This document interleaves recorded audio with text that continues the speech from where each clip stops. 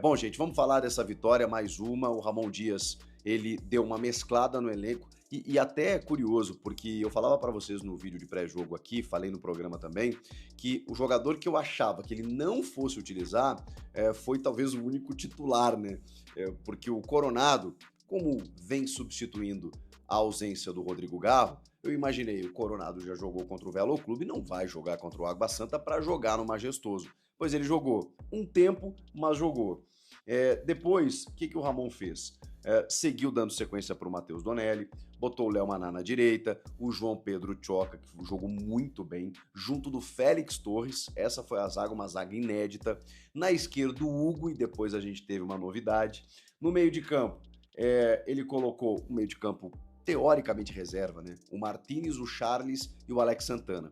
O Alex Santana pelo lado esquerdo, o Charles pelo lado direito, o Martínez abrindo o meio campo, Coronado na ponta do losango, com um ataque também diferente, o Thales Magno e o Pedro Raul. Essa foi a formação original. O Thales, que até estava jogando por dentro em alguns jogos, como atacante mesmo nessa partida. Mas ele alternava muito com o Coronado. Às vezes ele atacava o espaço e o Coronado caía pelos lados. O Coronado tem muita versatilidade também ali do meio para frente, né? Ele se desloca, tem o drible, tem a vitória pessoal, muita qualidade técnica e participa dos dois gols. Né? Nas duas cobranças, uma de escanteio, outra de falta, o Coronado, numa batida na bola espetacular, consegue propiciar os dois gols para o Corinthians. O primeiro foi do escanteio, né? O primeiro numa cobrança de escanteio, em que a bola ela desvia na defesa e sobra para o Alex Santana. A arbitragem marca impedimento, mas como a bola veio do defensor, o Alex Santana está numa condição legal. E aí ele de calcanhar tira o goleiro Igor Vinhas da jogada, faz um golaço, o primeiro dele com a camisa do clube, até postou na rede social que o sonho dele de menino está realizado. Alex Santana, que eu acho que jogou bem, eu vi gente falando que não acha que ele jogou tão bem, eu não gosto tanto dele pelo lado esquerdo, eu prefiro ele como um segundo homem pelo lado direito, mas ele briga muito, né, cara, ele participa muito do jogo, ele se antecipa, ele quer carimbar as bolas, e não dá nem para comparar com o outro vértice do losango, né, que trata-se do Charles. O Charles é difícil, eu tento ter boa vontade, mas, cara, não consigo entender essa contratação e assim, tá provado cada vez mais. Eu sei que a gente tá falando aí do terceiro jogo na temporada, mas a gente já viu ele no ano passado, né? E já viu ele comprometer muitas vezes no ano passado. Então, assim, não sei, cada vez que ele joga, eu tenho mais consciência de que ele é insuficiente. Deixou muitos espaços, o Água Santa é um time fragilizado, talvez aí dos piores do campeonato, se não o pior, e assim, o Charles acabou comprometendo em alguns momentos no setor de marcação.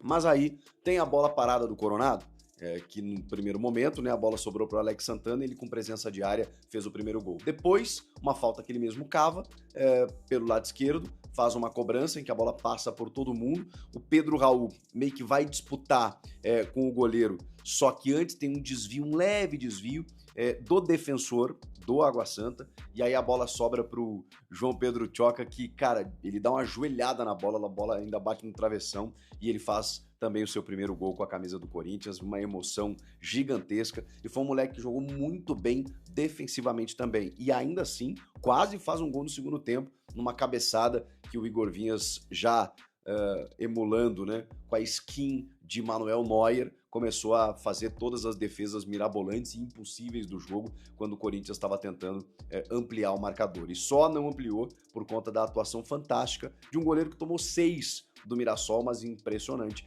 Cresceu na Neoquímica Arena para cima do Corinthians e o Corinthians não conseguiu fazer o terceiro gol, mesmo com alguns titulares já em campo. Muitos titulares em campo. Enfim, o Corinthians faz um 2-0, só que aí o Netinho pega uma bola na entrada da área e dá uma pedrada no canto do Matheus Donelli, que assim, eu não consigo nem identificar como uma falha, embora esteja na mão dele, mas a bola foi muito forte, uma porrada, e o Matheus Donelli foi na bola e não conseguiu pegar. Ali o Água Santa descontava, voltava para o jogo, era um 2-1 ainda no primeiro tempo, mas enfim, o Corinthians tinha qualidade para seguir e conseguir ampliar o marcador. Vem o segundo tempo e aí o Ramon começa a promover as suas trocas. Como eu falei, o Coronado sai para a entrada do Memphis. Isso já no intervalo. E também o Rian no lugar do Alex Santana. O que é isso? O que são essas trocas? Isso já é pensando no domingo, já é pensando no majestoso, no clássico contra o São Paulo. O Memphis joga um tempo, o Coronado joga outro, o Alex Santana e o Rian se intercalam. Aqui, não sei se ele será titular, mas vale lembrar que, embora o Carrilho, que também entrou no segundo tempo, seja o titular de um dos lados ali do losango, o Bidon não tá. Então, será que vai ser o Rian? Bom, aí o Rian jogou meio tempo. Enfim, se não for o Rian, será o Alex Santana. O Charles, combinamos que não, né? Enfim, para essa segunda função, acho que o Rian. E aí o Rian entra no segundo tempo junto do Memphis.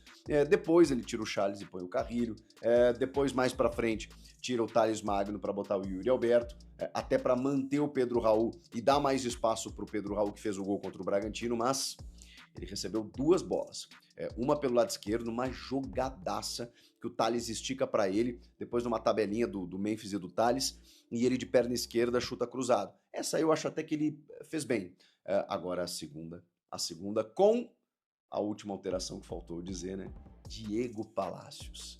361 dias depois, quase um ano, praticamente um ano, o lateral esquerdo equatoriano entrou no lugar do Hugo e, cara, que coisa boa ver esse cara em campo.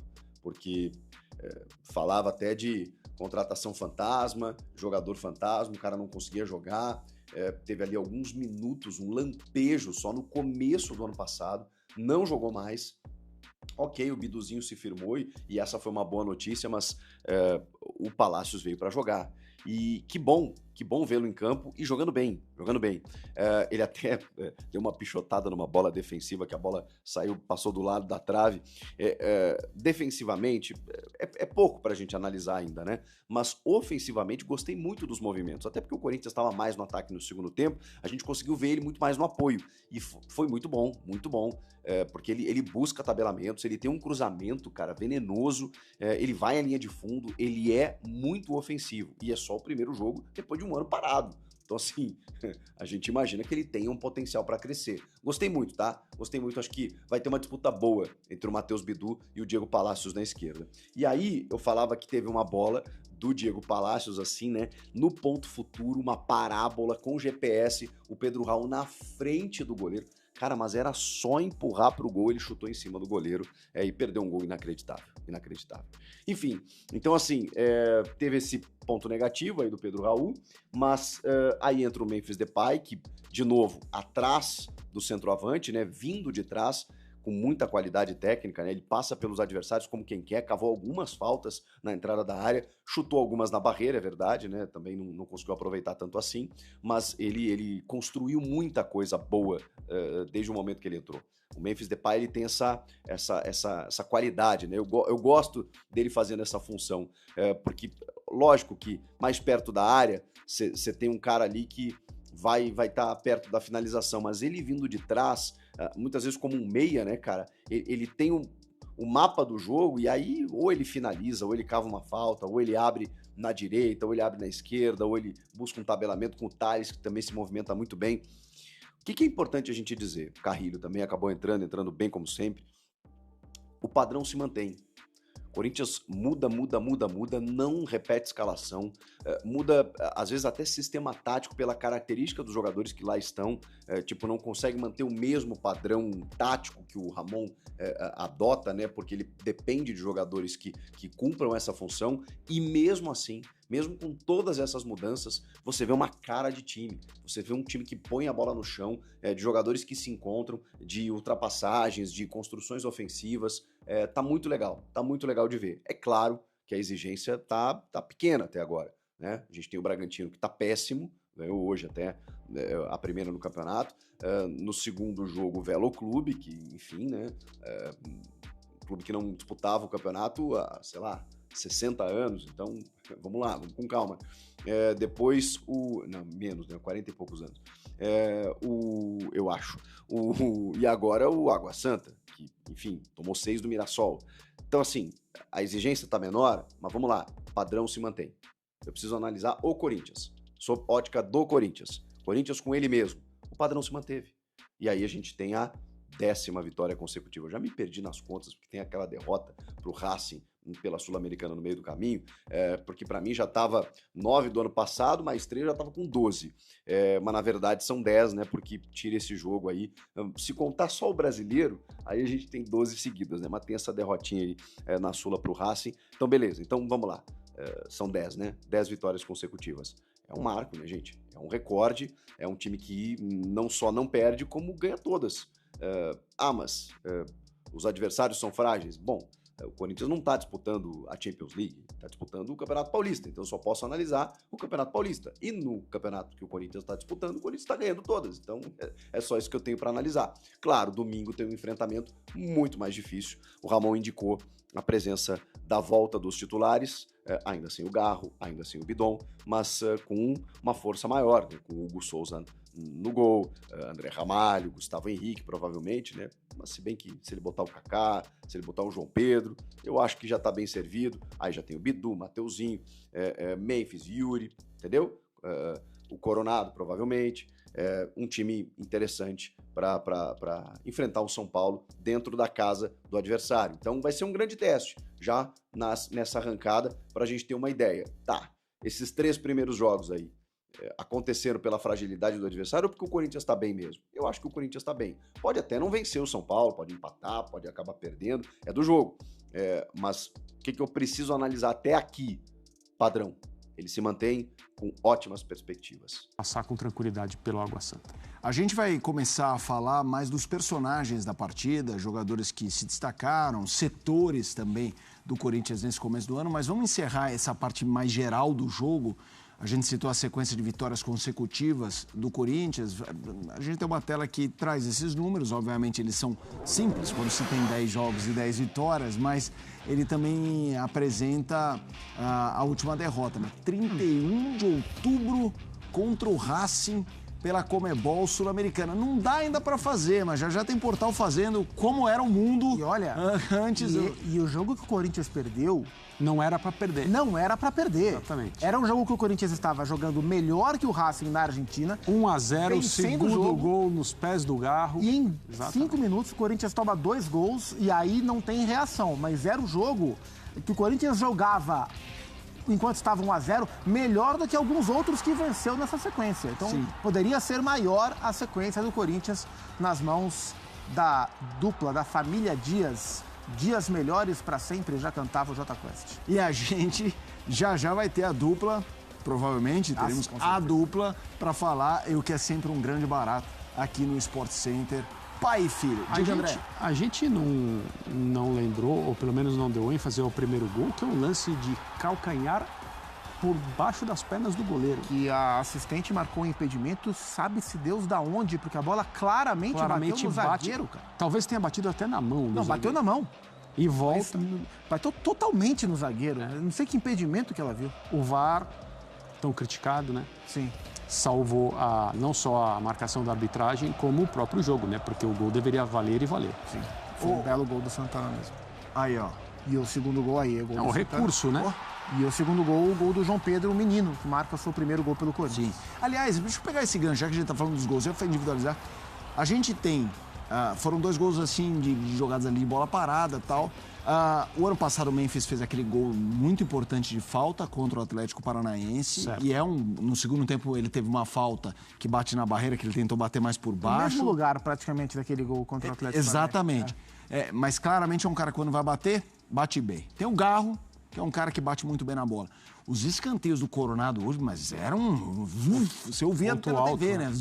E fechado, assim, meio rasante. A gente viu nos últimos anos o Palmeiras ter uma excelência em bolas paradas. Sim. A gente sabe a importância disso no jogo de futebol. O Corinthians tem condição, com as peças que tem, não só para cobrar, como para aqueles que vão cabecear, de se transformar uma referência de bola parada. E o Corinthians tem, além de ter bons batedores na bola, o Corinthians tem bons cabeceadores, né?